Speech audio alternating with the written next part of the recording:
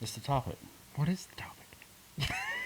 Respect on the water. I really don't know. I'm sorry. Growing up on the water with fishing in their blood, Matt Arey and Bryan Thrift have spent the last 10 years competing against the biggest names in professional bass fishing. Their success has landed them ranked among the top anglers in the world. If you're looking to become a better angler, then this show has all the answers. Join us and follow along to get actionable tips, tactics, and tried and true techniques directly from the pros. Welcome to Let's Talk Fish.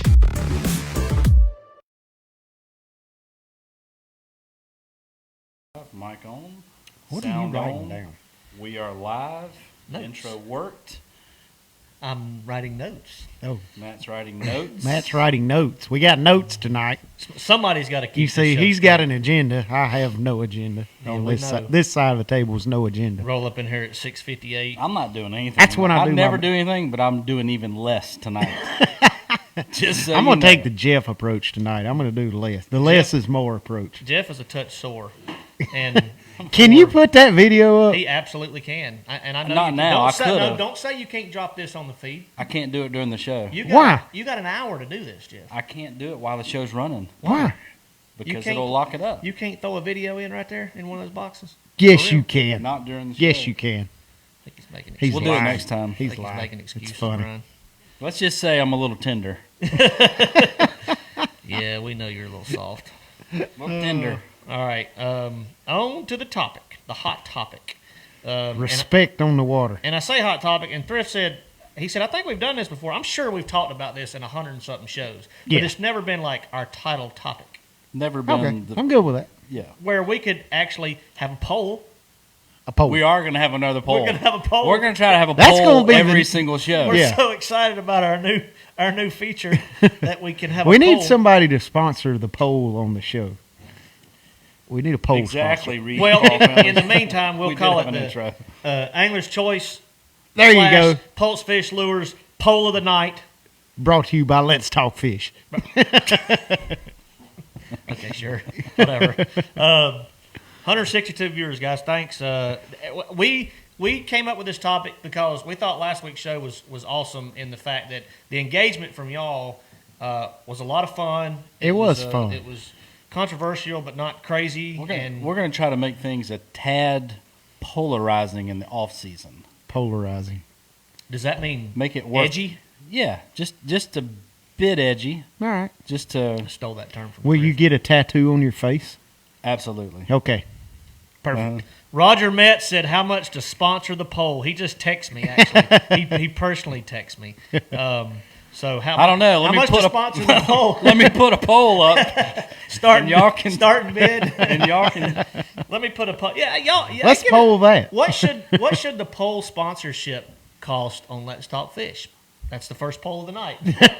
That's the first official. Well, poll. I can't poll that because I'd have to put the answers in. But No, y'all we're- can comment. We're not. Yeah, y'all can comment. Y'all can comment. We could do that, Roger. Roger, our good buddy down there at who hosts Woods and Water Radio in South Carolina. I'm sure some of our viewers have enjoyed that show. But Roger's a good friend of ours, and maybe he's wanting it. I tell you what, we'll throw in a freebie. We'll send you an invoice later, but we'll throw you a freebie in where tonight's poll is presented by Woods and Water South Carolina Radio. Perfect. Compliments to Roger Metz. No, we're gonna have a cool poll here in a little bit for y'all. But the topic tonight, couple of Brian asked me what I was jotting down, so let me get this out of the way. But the topic tonight is respect on the water, and we'll get to that. Here in comes just the a minute. trivia answer. Listen up. Do we have a question? Trivia question? Yeah, I got Yes. it. Okay. I mean, no help from y'all. Well, I got here. Hey, I was here when we did it. True. I'm here. All right. December 5th, Lake Wiley, Buster Boyd Bridge, the Christmas for Kids tournament that Nikki Hames, George Hames, and that crew puts on every year. Guys, it's a great benefit tournament. And the reason it's such a great benefit tournament is the time of the year. It's time for giving. It's 7-1 at Buster Boyd Bridge, December 5th. You can sign up there at the ramp. You can sign up early or you can sign up at the ramp.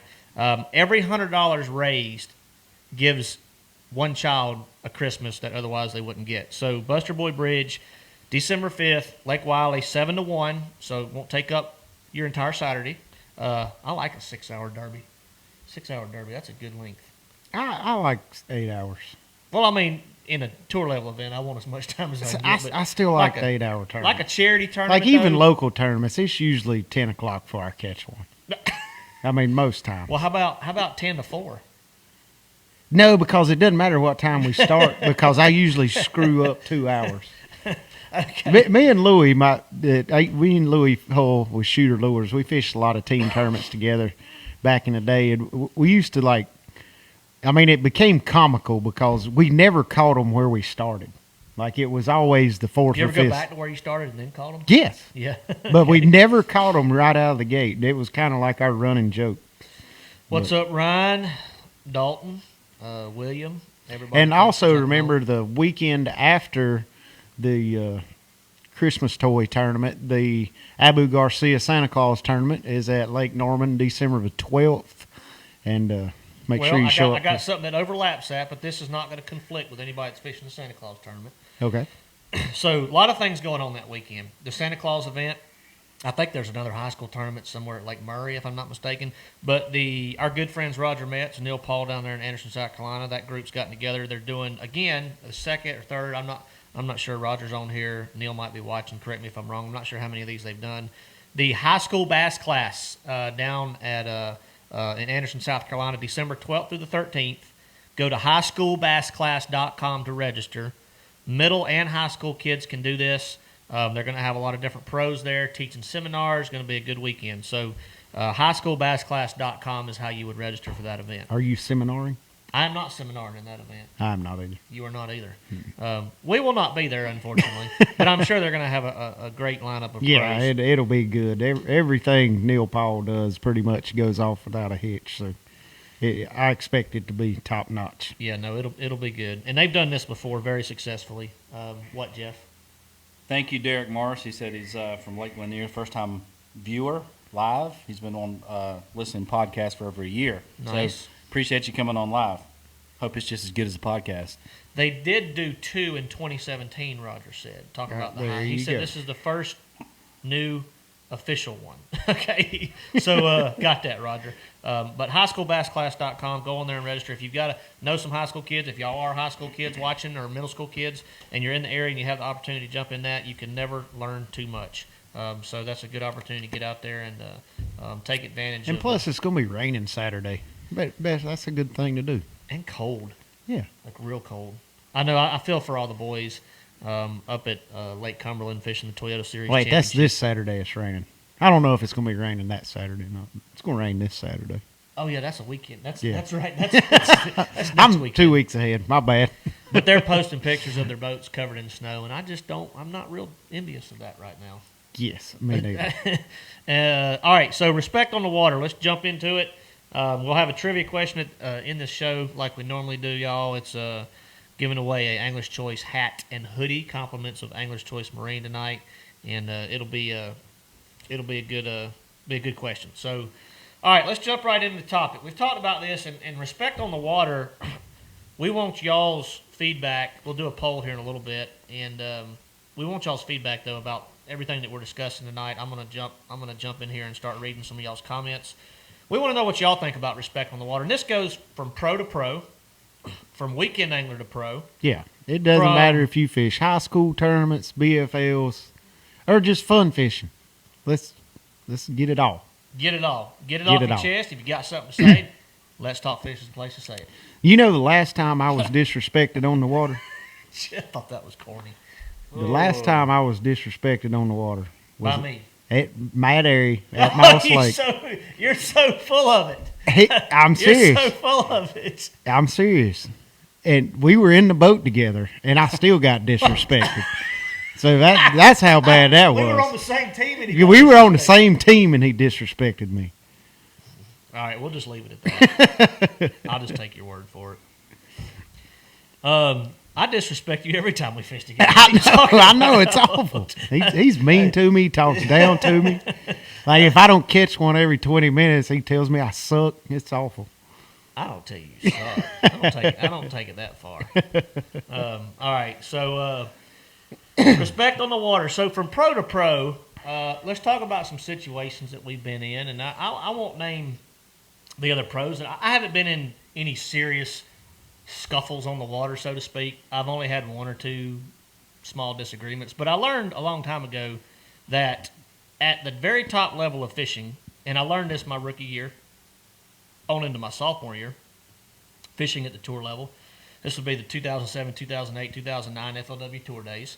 And that, what I learned is that you cannot back down. You cannot get taken advantage of, because there's a lot of guys out there that are going to push you to your limits, and you have to just kind of stand your ground. Meaning that they're not trying to be, a bad person, so to speak, but they're trying to see what they can get away with. Yeah.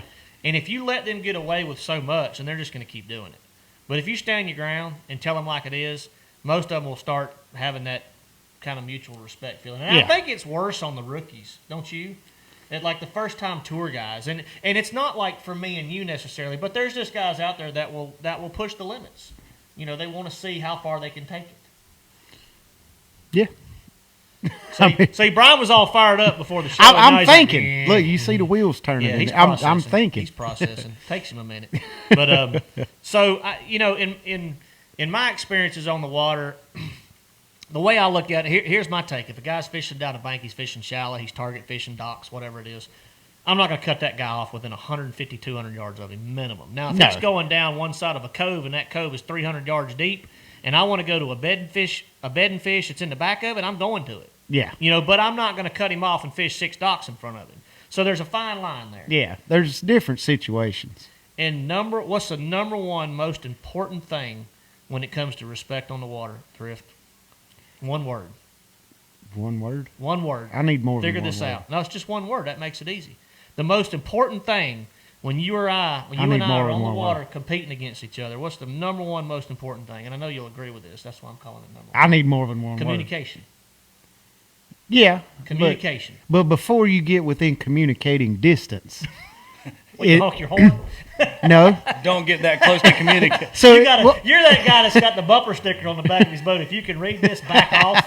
No. Remember the little guy? Who was the guy with the two? Who was the cartoon character, Jeff, with the big red beard and the Yosemite Sam? Yeah. You got the mud flaps on your Mercury back there on your power poles. Just back off.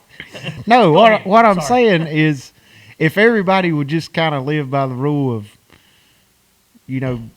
treat others like you would want them to treat you. I mean, that's pretty much it. Like if you're going in a place and there's somebody there, kind of respect them the way you would want them to respect you. I think if everybody did that, everything would be fine. Well, but back to what I said. So respect would be, if you got, let's just say you got a, 6-pounder back there on the bed under a bush that he's probably not going to fish for, but you're afraid somebody else might go to it later. Yeah. Would you pull it? To me, respect is pulling into you and say, "Hey, Brian. Hey, Matt. Is it okay with you that I go back here and fish for just one fish that I found in practice?" Now, some guys would play that game like, "No, I was going to fish for that fish." Yeah, but that's what I was going to. Yeah, I know. So how do you play that card? Do you just hope they don't see it, leave, and come back? What do you do? That's what I do. That's what you would do? If it's close enough if it's really hidden. That's different. If it's close enough to them that I would feel bad pulling in there to fish for it, I'm going to leave and come back and see if they caught it. Yeah. Okay. That's what I'm going to do. So communication, guys, is very important. Now, on offshore stuff, like I know Thrift, and Thrift knows me, and if we're on a big mega school out in the middle of the lake and we both knew about it and he pulls up on me, he's not going to just pull up and start fishing. No, I'm going to pull up and ask. He's going to pull up and be like, "Hey, Matt, is it okay if I fish this school with you?" You'd be surprised how many guys would say, "Yeah, no problem." I know. I've had several instances of that happening. Now, just that. While you're telling this, I want you to tell them the proper way to do that once you get permission. Yeah, like the thing that I've always done and had people do to me, and I respect that. And if somebody pulls up to me and I'm fishing a school by myself, there's no other boats around, and they come run straight to me, like it's obvious they're not riding by and see me and then veer over there to me, but they come running straight over there. They set the boat down and say, "Hey, do you mind if I fish here with you?" I'm going to tell them, "Come on in." Obviously I don't want you throwing over my line, but yeah, we can fish it together, and I'm going to expect the same favor to be returned, in the future. I mean, to me, that's kind of how it should be, especially on a professional tour. If you've found a group of fish, I mean, I don't see any trouble with that. But really, the only situation you run into that is a ledge lake. Like I've never had anybody pull up on me and ask me on a ledge lake if they could fish the school and told them no.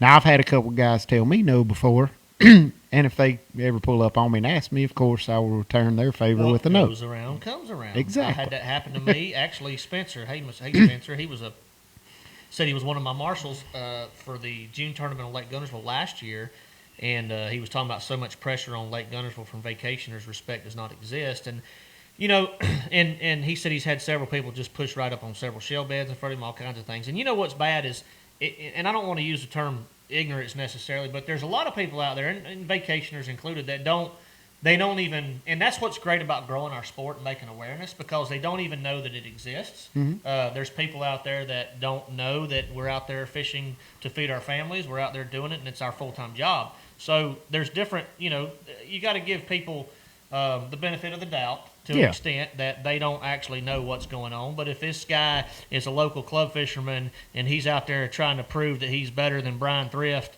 on Lake X, when Brian's fishing for $200,000 and he wants to go brag to his buddies at the end of the day that he caught more weight than you did, I got a problem with that. I mean, we all have a problem with that, and that's a totally different situation. But let's jump into that. Somebody asked me, what's the worst? Let's see. Let me get that back down here to this. What's the worst thing that either one of us have seen? I mean, I haven't actually. I mean, you can go on YouTube and you can see some pretty good little on the water disputes. There's some guys on there that have compiled some of them. I mean, I remember Matt Herron and Randall Tharp getting into it on was it Bull Shoals? I think it was. Yeah, they fired off at each other good on Bull Shoals. I tell you, one of the worst ones I've ever seen. And the funny thing is this was his home lake, and I'll tell his name. I mean, he ended up winning the cup. Anthony Gagliardi, he's a buddy of both of ours. Yeah.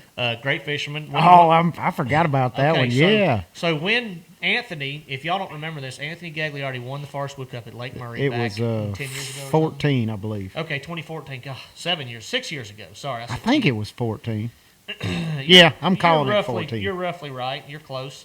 I'm pretty sure I'm right. But when Anthony won that tournament, there was a guy down there, and you can see this little clip on YouTube also. Just go on YouTube and search bass tournament disputes, bass tournament conflicts, whatever. And this one's pretty popular, so it'll pop up. But there's this guy who basically just cusses Anthony out, like telling him he's showing everybody in the world his best hole on the lake, and because it's being nationally televised. And I mean, they just had it out. And Anthony was good, man. He kept his cool. He kept his cool. He won the tournament, and he kept his cool with this guy. And I don't know, the way that guy was being towards him, it would have been hard for me to sit there and be as cool. See, as he was. that's what I loved about it, and that's the way I would be too. Like if that happens, you want to just sit there and catch them even worse. Like I'm trying twice as hard to catch them when that happens. Mm-hmm. Like I want to catch all of them. Yeah, you want to prove. You want to prove it. All right, so that's one instance. That's probably the worst one I've ever seen. Yeah. The Tharp and Herron one was pretty funny. One of the most popular ones was the Ike and Ellie Van Dam one, when Van Dam told him he wasn't part of the community. I don't remember that. Ike pulled up on Kevin. Oh wait, yeah, I do remember. And they were that. on. I mean, it was a community hole, but Ike hadn't been fishing there. I don't think. I do remember that. I don't know all the details, so I don't know who was in the right or the wrong. But Kevin's response was pretty epic, and Ike pulled up on him, and Ike started fishing, and Kevin, I think his words were like, "You think that's cool, Ike?" And Ike's like, "What do you mean, Kevin? This is a community hole." He said, "Yeah, but you're not part of the community." and I think Ike was respectful enough to say, "Look, Kevin, if you don't want me here, just tell me to leave, and I'll leave." And I don't think Ike stayed very long after that, and he ended up leaving. But that being said, who was in the right, who was in the wrong there? You can't really, unless you were in that situation, you could point fingers all day long. That's like I tell you this. I tell you one of the worst ones. Oh, it's Lambert and Haynes. Lambert and Haynes. Yeah, Lambert and Haynes. Long. That's definitely the worst one. The Lambert and Haynes conflict at Kentucky Lake was a really good one. Yeah, it was, and quite entertaining from the sidelines. It was funny. And those. I mean, I don't know exactly what happened, but the way it was portrayed on the show, I mean, it seemed like they started out trying to be pretty cordial, and Lambert was kind of, he was being Gorge was like, hey, there's enough here. Let's both fish. And I don't know what happened after that, but one of them got mad and one of them won the tournament. Yeah, the Scott Martin Drew Benton one was pretty good too, and I think. At I can't Smith tell you- Lake. I remember that All too. I heard was one side of the story. I don't know who exactly was in the wrong. I mean, obviously it portrayed Drew being in the wrong in that situation, and but that was a good one. That's been a pretty popular one. The Randy, the way Randy reacted was what got me the most, because he actually just left, loaded his boat, and went home. Yeah, he took his ball and went home. Took his ball and he went home. Took his fishing pole and went to the house. Took it to the house. And that was mind blowing. Yeah, that blew my mind. I've seen a lot of guys get into it on the water, but I've never seen somebody just pick up and leave. I mean, and Randy, as good as he is on that lake, and Lambert blew it away, but at the same time, Randy could have. See, I would have been looking at it from the mind frame of, I'm going to finish second if I don't win, so I'm still going to make like 35 grand, so I'm not going home. Right. So what? I don't remember what the outcome of that. He missed the top 10, right? No, he made top 10. So did he get 10th place money? Yeah. So they awarded I him think he 10th went place and money. blasted off the last day and then left. Oh, he had to do that to get his money. Yeah.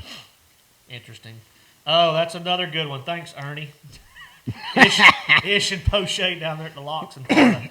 And I don't know what to say about that. I mean, that was flat jumping the other boat. It's amazing how many of these altercations are being that I forgot about. I know. It's funny. There's a lot more than you think of. Yeah. There really is.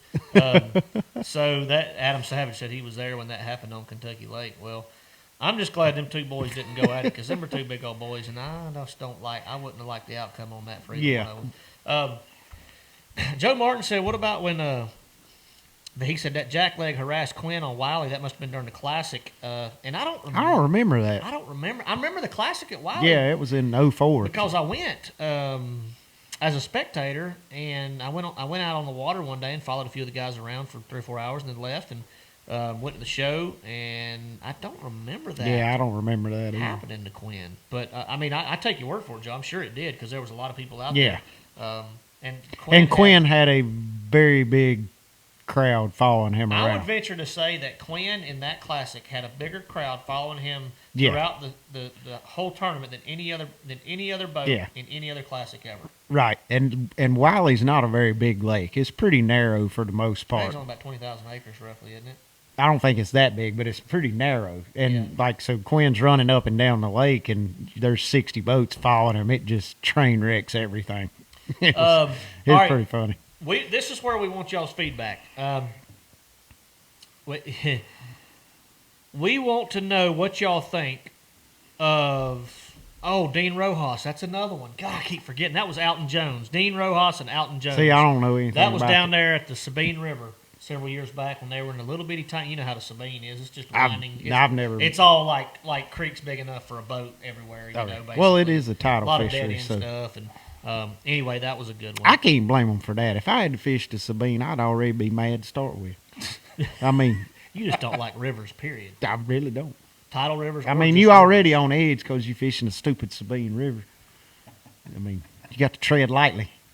So if y'all go there next year, you remember that. So Thrift don't like rivers. Thrift don't like rivers. Thrift don't like No rivers. That's a shirt. Thrift don't like rivers. Yep. If it's got No river in the rivers. name, it pretty much is The no front good. of it's Thrift don't like rivers. The back says I gotta no pay rivers. somebody to go back and watch all the shows and pull all these shirts out one day. So what was the eight and Roids? Yeah, 8 and Roids. That was last week. If anybody wants to, for profit, watch all the shows, watch So- 104 shows, and pull out all the T-shirt ideas and send them to me, you're hired. Derek, I don't know all the details on the Scott and the Drew story. I just know that it was Smith Lake. I want to say 8 or 9 years, 7 or 8 years. Yeah, ago, it was a maybe. while. I think it's the one Lefebvre one. Yeah, you need that one should be on YouTube. All these are on YouTube if you just get on there and search. First of all, Derek said Thrift likes the Cumberland River. I do not like the Cumberland River. I like the Cumberland Lake. 'Cause we put in at the river, and I run down to where it turns into a lake, and then I like it. Chris Fleming, another good one. Greg Hackney and Bill Lowen on the Sabine River. Again, one of those little narrow deals. And I don't know. I actually watched that one several times. Sabine River. I know that was one of the more milder ones compared to all the other ones that have been mentioned on here. But they worked it out. They worked that one out pretty quick. Hackney was pretty open to which way Bill wanted to go, and he was just going to go the opposite way. I think Hackney's biggest thing is he just never wants to fish within 5 miles of another boat. That's just how he is. That's how he's always Well, the been. way he fishes flipping, I wouldn't want to fish around anybody either. Well, yeah, especially Bill Owen. who catches Yeah, five and that's doing the same two of the thing. best flippers around. All right, here we go. We want to get y'all's feedback on what do y'all think about weekend anglers. You going to get the poll ready, Jeff? Was this poll time? It's poll time. Poll time. It is poll time. Let's see what I can do here. Presented by Let's Talk Fish, since we don't have a title. I thought we sponsor was yet. going Woods and Water, South Carolina. Oh, we already gave him one plug. We can't give Oh, him okay. another plug. Okay. Well, you just said it in the mic, so Well, I already we'll sent the All right, invoice, all right. so it's good. My bad. I'm sorry. Overstepped my boundaries. we got a poll coming at y'all. We want y'all to now. If anybody doesn't realize or doesn't remember where the poll popped up last week, everybody was quick to point it out. It was. It's not on me. It's not on mine yet. Okay. But it'll be You got subtitles. I don't. it'll be I'm the just three messing with purple lines, right, Jeff? it. Three Yeah, purple down lines. Right side of your down by the like button, the like thumb and all that. It'll pop up down there. Okay.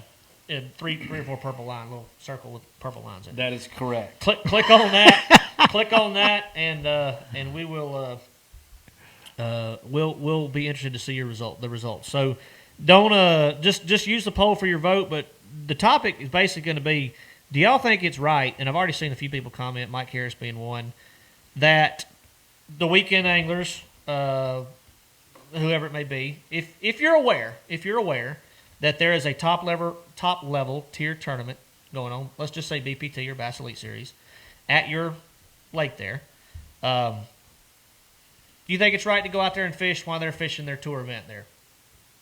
Yes or no? Simple poll question. Basically, would you go out and fish that? I think we need to expand on that. Okay, will you I only got so much. that room particular on No, this body of no, water, just go with that for the. that So, particular body of The water. poll Yeah. question is going to be: should local anglers fish tournament waters during a top level event? Okay, yeah. Did I word it? Did I make it too wordy? Or No, something? no, I just Confusing? think That's because that there's sums two- it up, right? Yeah, that for sums it for up. poll situation, Right. But there's two different scenarios here that I've saw saw, whatever. I've bared witness to. How about that? I'm putting the poll up. Yeah, go with the poll. That's awesome. Start the poll.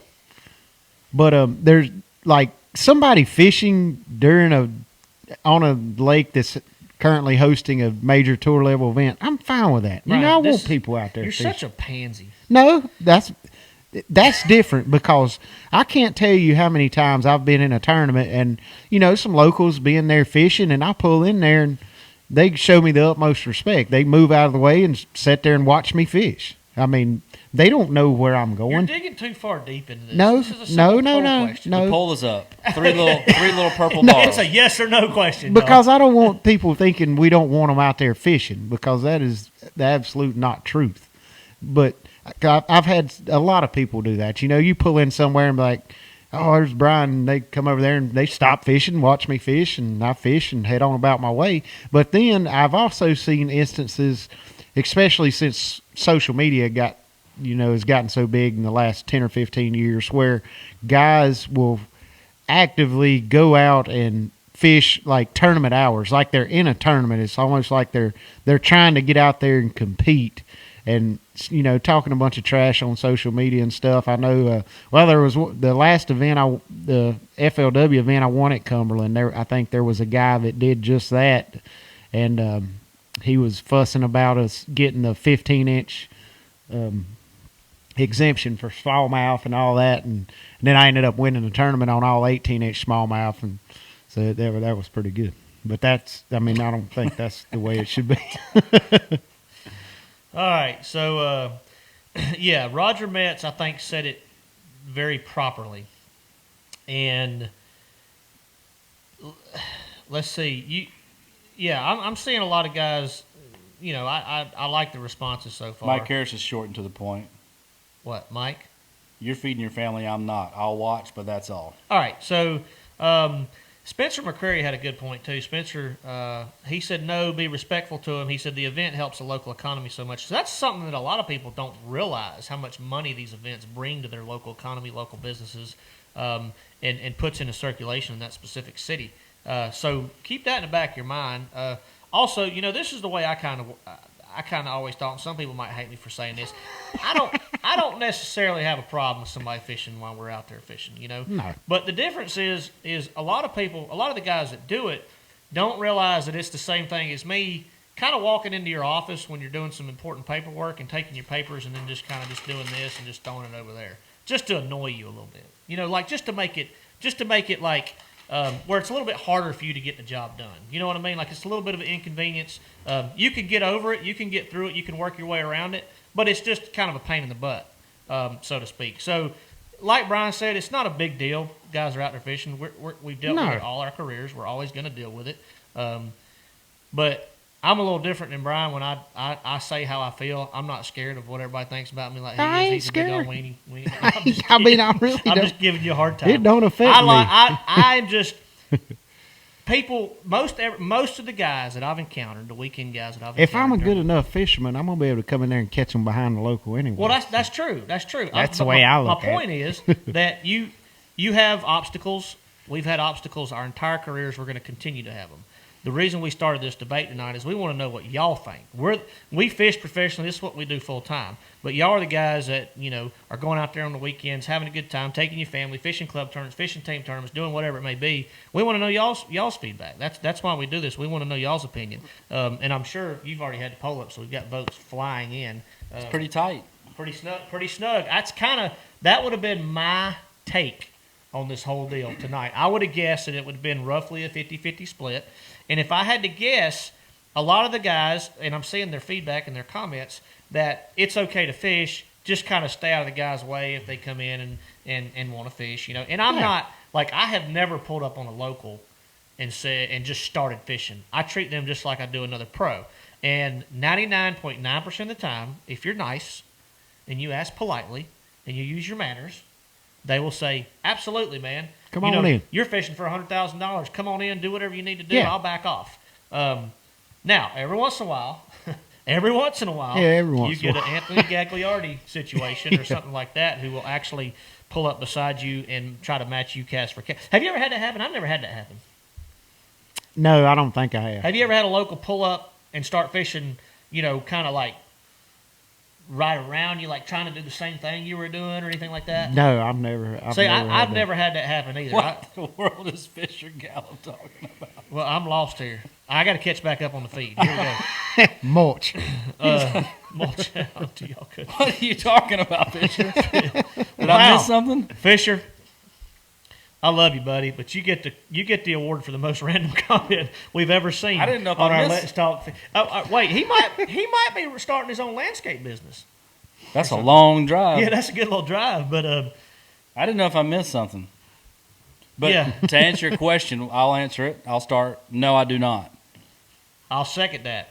No, I do not. Well, I mean, I take that back. I cut a lot more grass than just around my house, but the actual grass around my house I do not cut. But everything else, the horse pastures and the rest of the property, absolutely I cut. How about you, Thrift? Yes, I cut my own grass. He cuts his own Really? grass. Yeah. Who cuts it when you're gone? I do.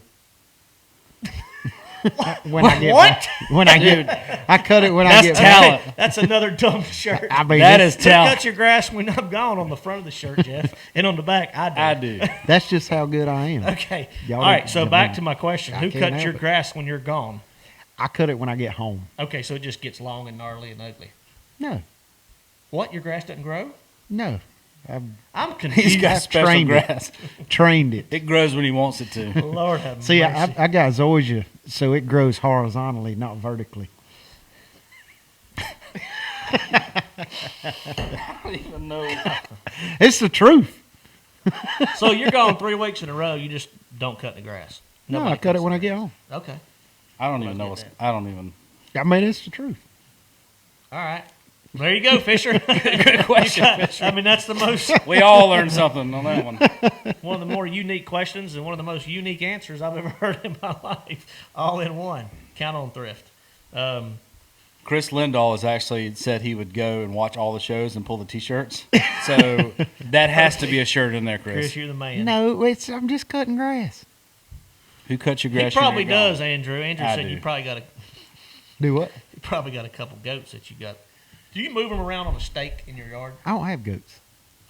I've seen people. You do need that. some goats. I've seen people do that around. Nah, goats are nasty, man. The goats are very nasty. I've seen people do that around here. If you get in Upper Cleveland County, Oh yeah, you there's will a lot of see- goats. You you'll see a little see- circle, you'll like they'll see stake it up and there'll be you'll a see circle. goats staked out in people's yards, and next day if you drive by that house, the stake will be moved about 10 yards. However far. Look right there. The lease is Andrew on it. Alexander, the man is right about his grass. That's a fact. It does grow horizontal. Well, you have a special breed. You probably got some kind It's of zoysia. cross. It's like Bermuda. It grows cross. horizontal, Oh, you got not that vertical. high dollar grass, Jeff. See, Yeah, we I got can't like afford that. I got like 72 different types of grasses in my yard. Well, I do out away from the house. Well, they're not really grasses. They might more like. I mean, right now I got wild onions. I mean, a little bit crabgrass, which is about dead. So what's your grass called? Zoysia. Spell that. Zyosia. I have no idea if you're right. Because I am. Sounds good. Zoysia. Palisades zoysia. From Zoysia. Mark Marsh's sod farm. Zoysia. Say it with me. Zoysia. Zoysia. It's kind of fun What to are we say. doing? That's kind of fun to say. We've been talking about grass for 10 minutes, Fisher. We're gonna have to cut the. Did he See, come where's out? Jeff put out? You put out the fescue, didn't you? Mm-hmm. Sod, and it's all dead. Got holes. Not all dead. Yeah, pretty much. Just half dead. Yeah. 75% dead. If you 'Cause cut it- your it- own it grass, grows vertical, you are not cutting into a horizontal. landscaper's business. Them fishing Oh. beside you is no different. Bam. I'm gonna have to agree I love it. disagree, I love it. but I love you. That's Fisher. awesome. That's well, in that case, Jeff and I are supporting all the other businesses around here. Absolutely. Brian's screwing everybody. No, I'm not. Cause see, like if I Here cut we my go. own Listen grass, to this explanation. I had to go Here buy a comes another lawnmower. shirt, Chris.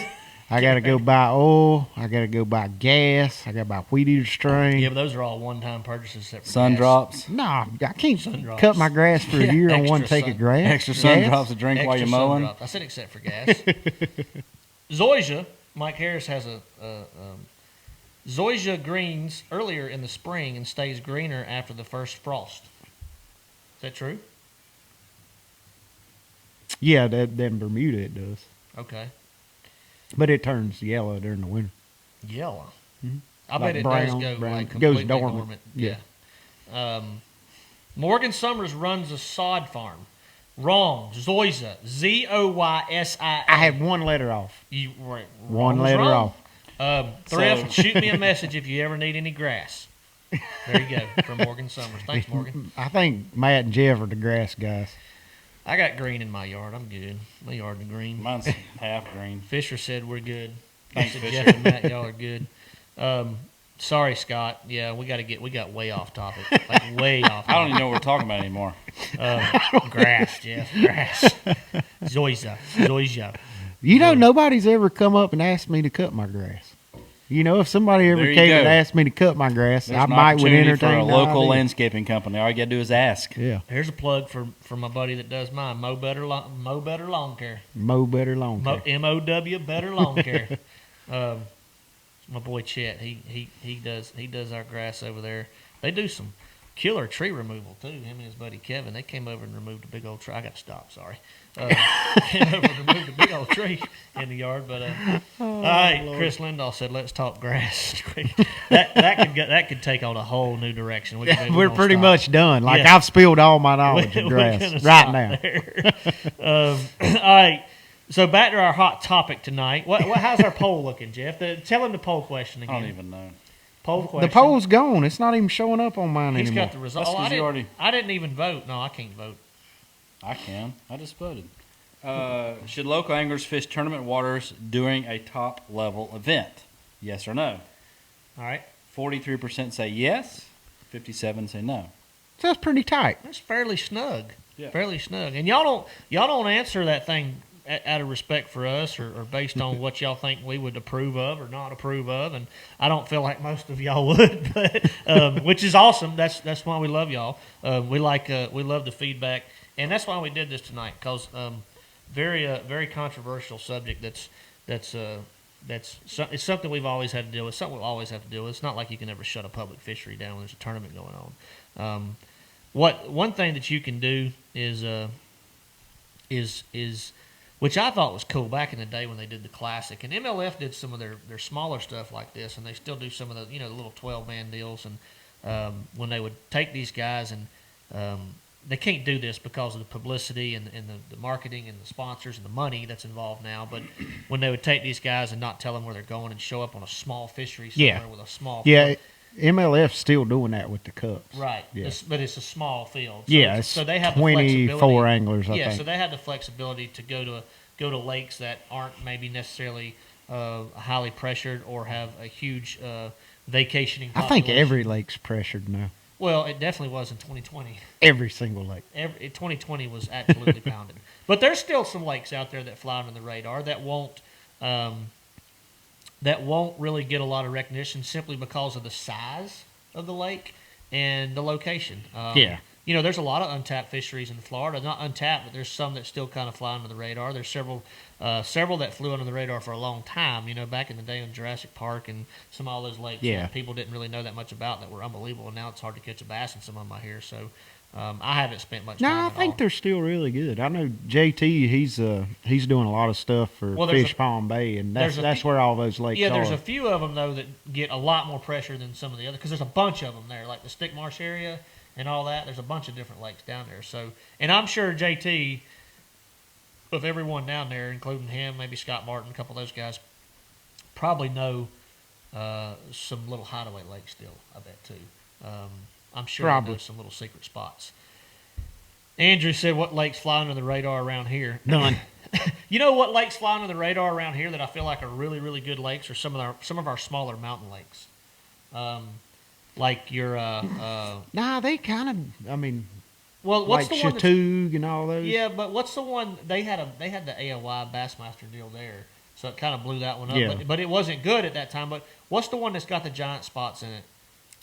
Joe Cassie. Joe Cassie, Yeah. yes. So that lake, I mean, it's got Big giant smallmouth, largemouth, giant smallmouth, giant spots. I mean, those are lakes that don't get a ton of pressure, and it's because of the location. They don't. Yeah, it's like 2 hours from anywhere. And it's how big's that lake? It's small. Yeah, small, like 4, 5, 6,000 It's bigger acres. than Moss, but like way smaller than somewhere like Raleigh or something. Yeah. So those, I think there's a lot of mountain lakes that a lot of people don't know about, or they know about and they just don't know how good they can potentially be. Kenansville, yep, that's one of the more popular ones down there. Roger Metz mentioned, but yeah, there's a lot. Lake James, oh Lord, I think people opt not to go to James more than they opt to go to James. James is a good lake. Yeah, but it's not good. Like a lot of lakes are pretty good about 9 months out of the year. I think James is good about like 4 months. James is always good. You're the only person in North Carolina that would say James is always good. I mean, it's not always like good, but I mean, it's like everywhere else. I mean, there's a lot better places to go than James. I mean, you can say unless you want to just catch smallmouth. But I mean, Lake James got big largemouth too. Yeah. But I mean, the best lakes in the state that somewhat flew under the radar on the national tournament scene were the lakes in the Triangle region around Raleigh with Falls and Jordan and Harris. And y'all go back there next year, right? Yeah, we're going there next year. So I mean, those lakes have giants in them. I mean, and they always had giants in them. And that's funny because that's you saw a lot of the locals like, I can't believe they let the cat out of the bag, the secret's out, blah blah blah. But I don't feel like those lakes are getting any more pressure now than they did before. No, you got Raleigh next door to them. Yeah, every live in Wake County. Every lake in the country got fished a bunch this year, and that's good. Like the COVID thing shutting the economy down was bad, obviously, but it kind of gave the fishing world a boost. I mean, I know bait sales and all that seemed like it was a lot better this year than it's ever been. Yeah. Just because people were at home not able to work, so hey, let's go fishing. Yeah, Dylan, we're on the topic tonight about fishing tournament waters when there's top tier tournaments going on, and respect for the pros and pro versus pro respect, weekend angler versus pro respect, things like that. And y'all kind of know where we stand based on kind of our feedback tonight. But and y'all are pretty split. I think. What is it? What 45, 55. 45% said Yes. yes, they would still fish with a top tier tournament going on those tournament waters, and 55% said no. So there's some guys that wouldn't even consider it. There's some guys that would do it, and I'm assuming a lot of the guys that said they would do it, I've read their feedback on here, and they said they'd do it, respectfully, which the pros appreciate that, obviously. Yeah, and I feel like the respect should be both ways. If I'm fishing a big tournament and there's locals fishing, I'm not going to pull in there and try to sit down right beside of him. I'm going to give him the same distance I would another competitor. I mean, and I'm sure you're the same way. Yeah, it goes back to communication. Let's just say that guy's throwing at a rock pile that I want to fish. Well, if I might. Yeah, I'm not going to come in there and tell him move or let me throw his rock pile. And sometimes it's a little different, especially if you're like on day 4 of a tournament and you've caught 60% of your fish off of one spot, and there's a guy sitting there.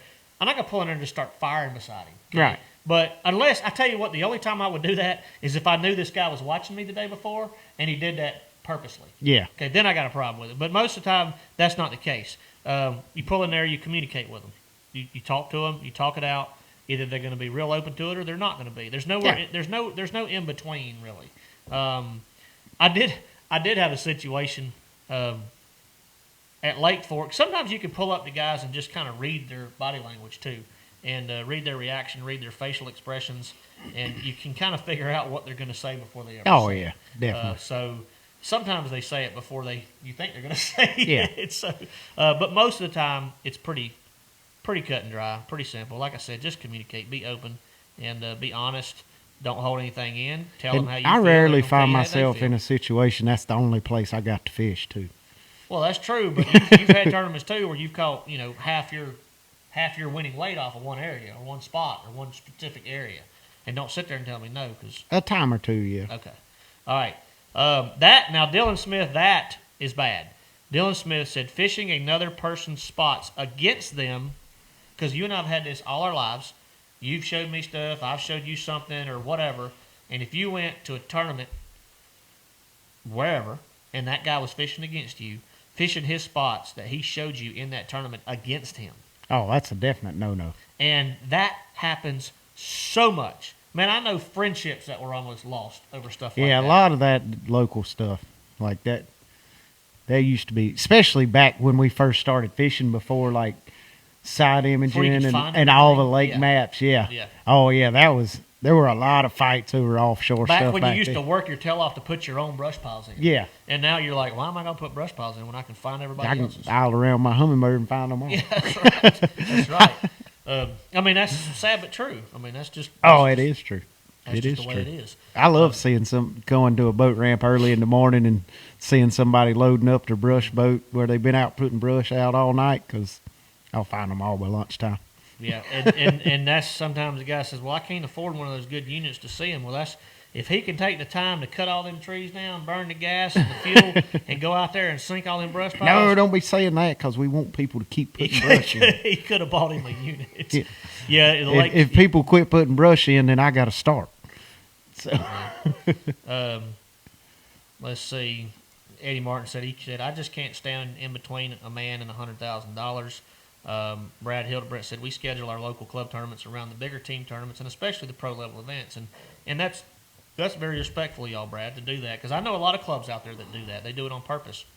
And I understand, excuse me, that there's more and more tournaments every year. Seems to be not necessarily top tier level tournaments. There's still really only two major tours. There was 3 for a little bit. Now there's back to 2 major top tier tours.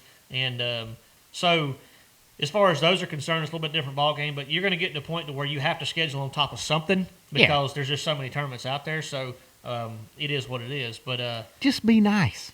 be nice. That's all you got to do. Just be nice.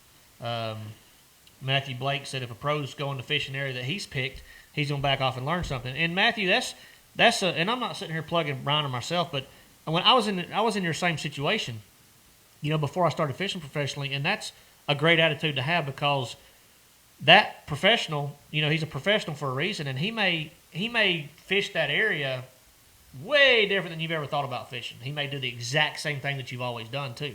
So That's an interesting way to look at it because I was the same way. This dates back to the 2004 Bassmaster Classic on Lake Wiley. I was out there in my boat running around.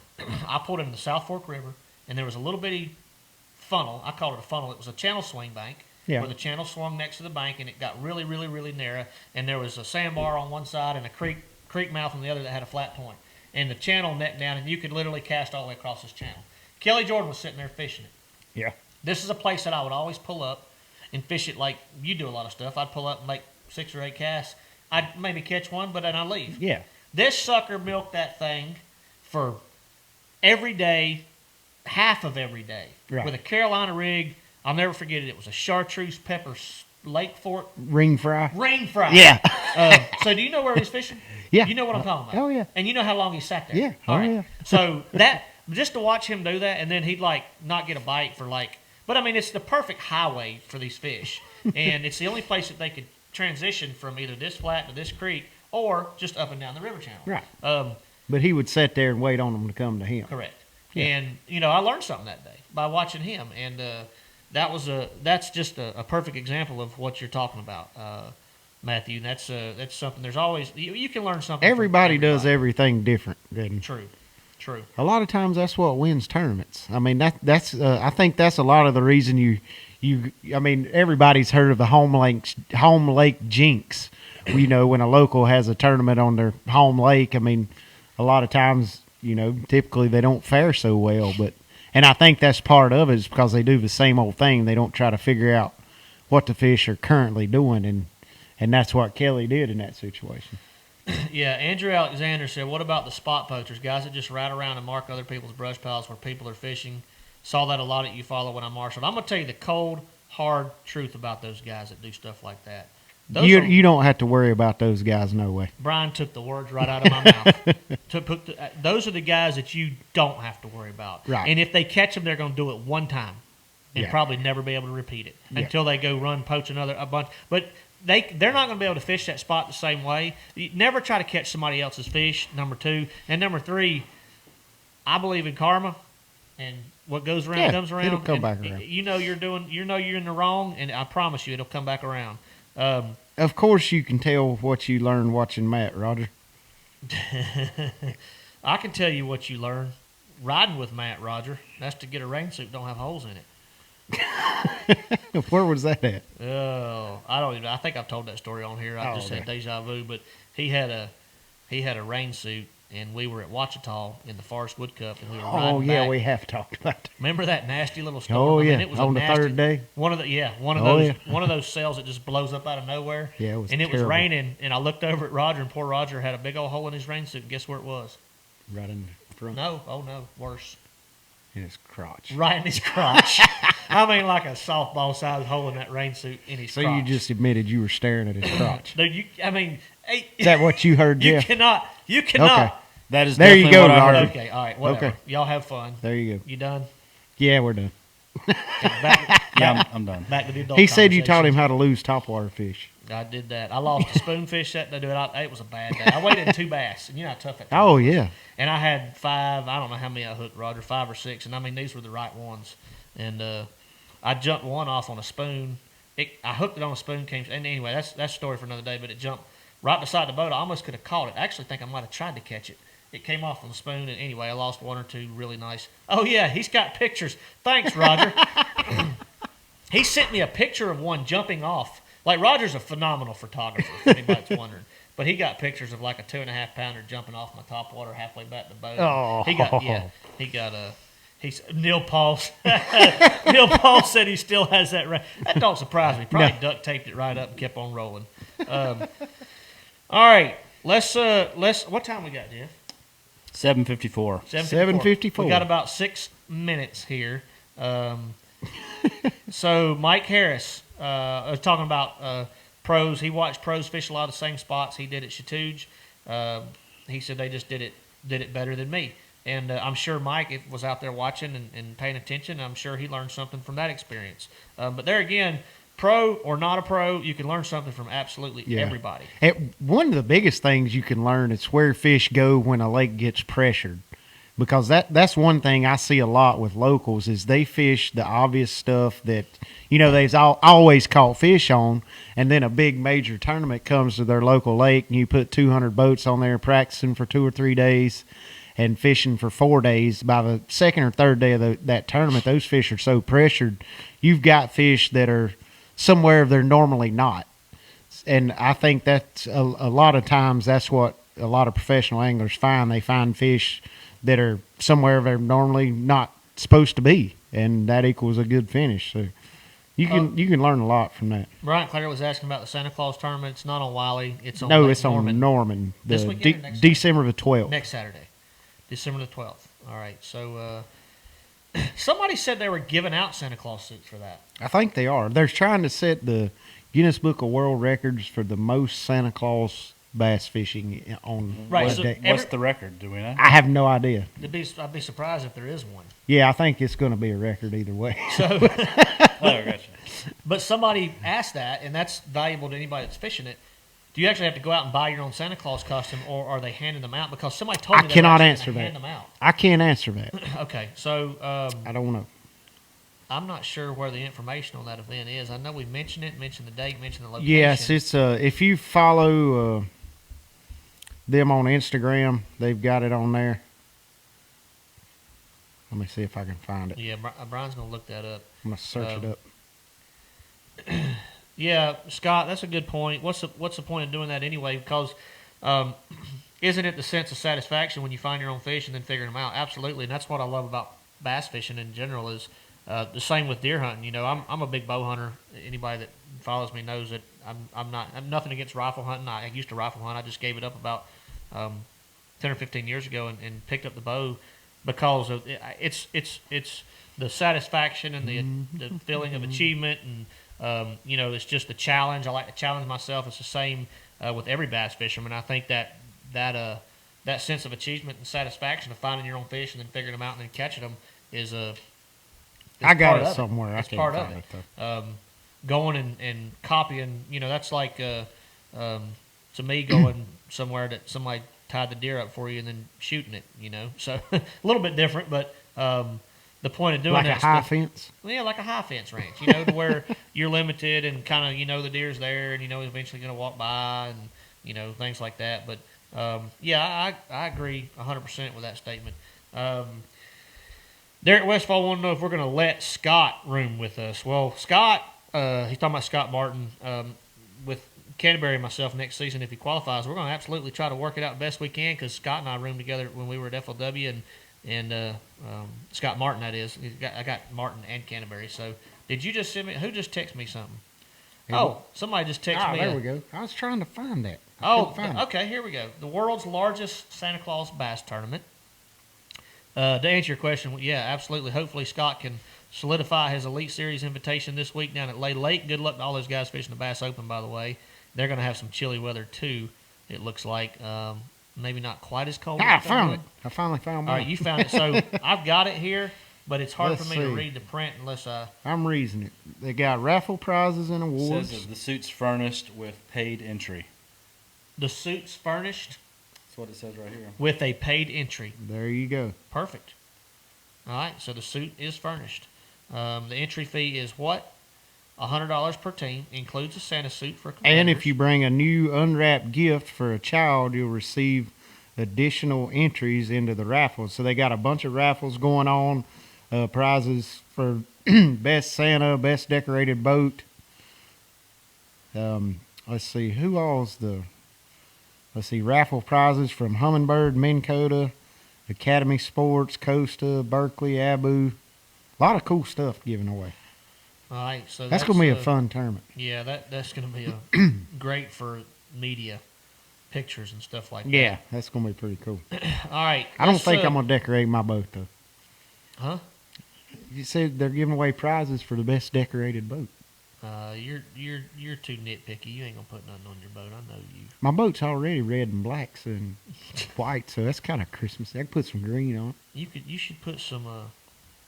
Maybe I'll put a bow on the top of each power pole. There you go. Perfect. Yeah, get it on there and don't blow off in the lake. You could tie them on there. Get Oh, yeah. custom tied bows. That's gonna be a fun little deal. What are you doing? I just got back to my feet. I was looking back through some questions here. Is that okay? I mean, somebody's got to do it, Jim. Do whatever you want. Well, we just hit the 1 hour mark, so it is officially time for our trivia question tonight. We are no Ryan. What Actually, is the trivia question? Let me see. Scott. Well, I didn't even write it down. Oh, perfect. Scott is he said Martin might need a little help unless he pretty much wins. He's actually sitting, if I'm not mistaken, fourth. So let's just give a breakdown of the Eastern Bass Open point situation right now, because we got a buddy, Brian New, who is in the overall. He is in third, if I'm not mistaken. Yeah, he's up And there. He, based on the point spread, he's going to have to really, really mess up not to get a Elite Series bid. And we've both talked to Brian, and we know he's going to take the bid if he gets it. I think he's in good shape. You know, he's got to catch some fish, but he's in good shape. Scott is in really good shape for the Eastern Opens points, not the joint, but the Eastern Open points. He is in third or fourth place in the Eastern Opens, but Patrick Walters is leading the Eastern Opens, which pushes that qualifying spot down one more notch. I believe Justin Atkins and Timmy Tompkins, a good buddy of ours, are the ones that are kind of in those bubble positions. Yeah, Justin should be up there pretty good, I think. He's right behind Scott and Timmy. Okay. So it's Scott and Timmy. And I got Justin. no idea. You can look it up at bassmaster.com, check the points. But all right, yeah, that's right, Tyler. Tyler broke it down for us. He just needs to have a solid tournament. 2 guys in front of him in points are already qualified. So in fairness, it's like he's second in the points. That's true. So that's the actual situation that Scott is in for qualification for the Elite Series. Mike Harris said Scott is fourth, but if you read Tyler's comment on there, Tyler nailed it with the situation at hand. Marvin said, where is Belat's his standings? He's not going to be able to qualify for the Elite Series. He's had an up and down year. Brian's had an up and down year. He's had a couple good tournaments, a couple bad tournaments. I hadn't watched it. I don't know. But he, let's see, he said, Mike Harris said Blockett needs a top 10. Mark Gallup said, where do you have to finish? So basically, the Elite Series bids go to 12 guys. Fourth, I think, isn't it? They go to the top 4 in each division, which is 8. There's an Eastern and Central Bass Open. And then they did a cumulative deal this year. So if you fished both of them, the top 4 in that cumulative deal, there's only about 50-something guys. Yeah, eight events, right? Total, yes. Yeah. 4 in each division. So, yeah, it's like it's separate points division. Yeah. So the cumulative deal is if a guy fished all 8, he was in that cumulative points bracket, and the top 4 in that also got a bid. So you're gonna have some overlapping guys. If they fished them and they crushed them in one division and not the other, then they might not be a factor in that cumulative deal. But if a guy who did well in both, then he could be a factor in that cumulative deal. Then you're gonna have double qualifications. Right. So and an elite It's guy. confusing. Yeah, it's confusing. You have to get in there and really A lot read of the math. rules. A lot of math. Pick it. Well, it's not. Best thing you can do is wait till the press release next week, and you'll know everybody's qualified. Because this is the last Bassmaster Open of the year. The Toyota Series Championship on Lake Cumberland is the last tournament of the year. Yep. For that series. I guess that's the last 2 major That's it. events of the year. That's it. That's it. Absolutely. All right, let's go to our trivia question. And unfortunately, I couldn't come up with a trivia question. I always ask Brian and Jeff for help. You did not ask me. I asked you for a topic. I always ask you for a trivia question. Okay. But I didn't tonight. But I figured out the topic and the trivia question. Good job. You were Kudos to you, man. I got a little help from Trent, my boy up there at Anglers Choice, on some Kudos topics. to you. He gave me several good topics for future shows. Oh, good. By the way, some really good ones. Really good ones. All right. The bad thing about this question is I've already seen the answer like 6,000 times. This is going to take about 2 It's seconds. going to take 2 seconds. You're going to like it because you get to leave quickly. All right. Good. Let's do it. I need to know here trivia question time. I need to know. I forgot probably the trivia already question. over. I probably should have written it down. I have to word this correctly. Okay. All right. Here we go. Trivia question time. This is for an English Choice hoodie and an English Choice hat. I need to know the two anglers, first and last name, This would be fastest that have already Fastest ever. publicly announced that they are leaving the BPT to go back to the Elite Series due to their qualification. I need to know the two anglers, first and last name.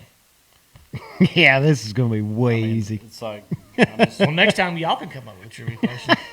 well, if the answer wouldn't already been And no, if you said it earlier in the show, it doesn't count. No. It only counts now. After the question.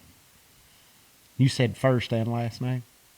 Got it. I Winner, did say first and last name. Ernie Wallace. Ernie Wallace. Mark Beck, you said it, but you didn't listen. I said first and last name. First and last name. Ernie Wallace is our champion. Same one that you had in your feed, right? Yep. We'll give Ernie a slight. I literally knew it was going to be the first We'll answer. we'll give him a -5 points on the spelling since he put Christie with a Y. But we'll still give it to you, He's Ernie. from Georgetown. Yeah. Don't hold it against him. We'll give it to you, Ernie. So that's the first one that gave us the first Are we doing a show next week? and last name. I don't know. I don't know. I'm sore. Oh my God. We have to do a show. If we do anything, we got to come in the studio, run a 30-second video, and then walk out. No, y'all keep track. Get on Let's Talk Fish here in the next day or two for a video Jeff's going to post of himself. He's going to put it up there. We got to roll this during the show. It's got to be during the show. Gold. It's Okay. too gold. He said he couldn't do it. I could have done it No, he before could the have show done. He just started. needs a heads up so he can put it All right. down there in the queue. All right, we got it. Or either that, or he's just lying. And he really doesn't want to show anybody. I think that's what it is. So, All right.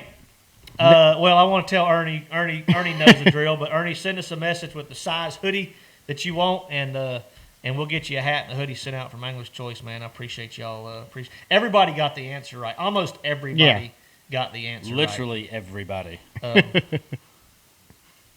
Yeah, like everybody got the answer right. What? No, well, we don't. Yeah, Mark. Greg announced it on his social media today or yesterday. yeah, I think he did announce it today. But yeah, I mean, I know what Ernie meant. Trust me. There is another Jason Christie out there that's spelled with a Y, but he was 100% not shooting for that one. All right, we I'm seeing him starting on that Christie with a Y. Yeah. All right, we called it. Ernie's a champion. Y'all gonna So- yell and at us all night. In normal situation, he wouldn't have been the winner for spelling, but literally he's from Georgetown, so everything's out. They gotta understand. Everything's out. We knew what he meant. All right, that three.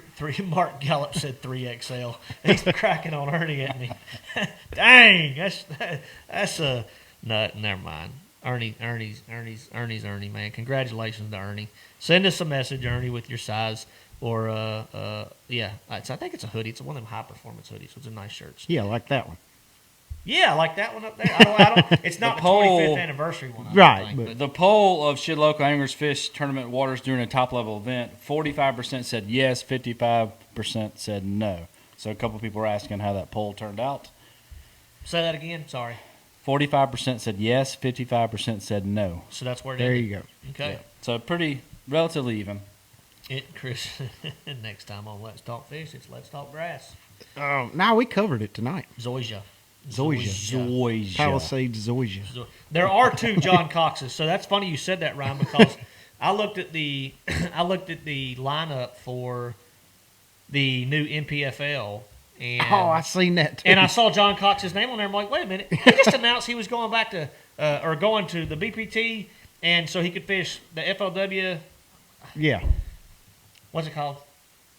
I don't The want to Big get mad. Five. The Big Five and the BPT tour next year. Yeah. And then I saw his name over here at the NPFL, and I'm like, that's not really possible, right? Like, Yeah. He can't, I mean, he probably would if you'd let him. He'd probably fish all 4 tours. Oh, yeah, But he would. Then I I guarantee found it. out that yes, that was 100% a different John Cox.